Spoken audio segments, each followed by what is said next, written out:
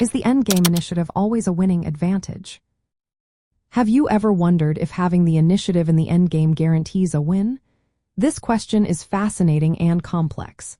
The endgame initiative is about creating threats that force your opponent to react defensively. While it can be a strong advantage, it does not automatically lead to victory. Let's break down why that is. First, the value of the initiative relies on your ability to convert threats into real advantages. For example, if you can advance a passed pawn while your opponent's pieces are tied down, you may achieve a promotion. This is a clear way to turn the initiative into a winning position. However, your opponent can counterplay effectively.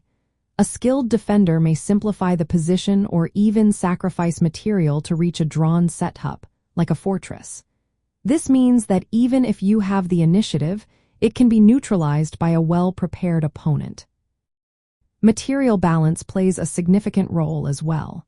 If both players have equal material, the initiative can often be the deciding factor. But if your opponent has more material, maintaining the initiative may only delay your defeat. Another key factor is the activity of the kings. In endgames, an active king is essential. The side with the initiative can use their king to support pawn advances or restrict the opponent's pieces. This active role can help in converting the initiative into a winning position. Zugzwang is another concept to consider.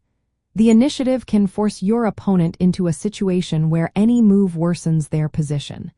This is particularly relevant in pawn or rook endgames, where every move counts.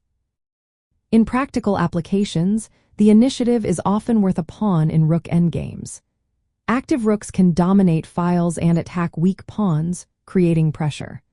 Additionally, if you have a pawn majority, you can leverage this to create a passed pawn, forcing your opponent to divert resources. Tempo management is critical too. Each move must maintain pressure. If you waste moves, you allow your opponent to regroup and counter your initiative. However, there are limitations.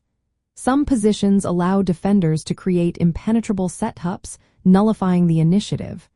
Resourceful defenders can hold their ground despite the opponent's initiative. Time pressure can also be a factor.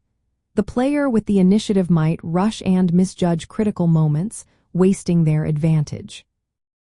In summary, while the endgame initiative is a strong advantage, it is not a guaranteed win. Success depends on converting threats into tangible gains, exploiting weaknesses, and avoiding mistakes. Even top players face challenges when trying to convert the initiative into a victory.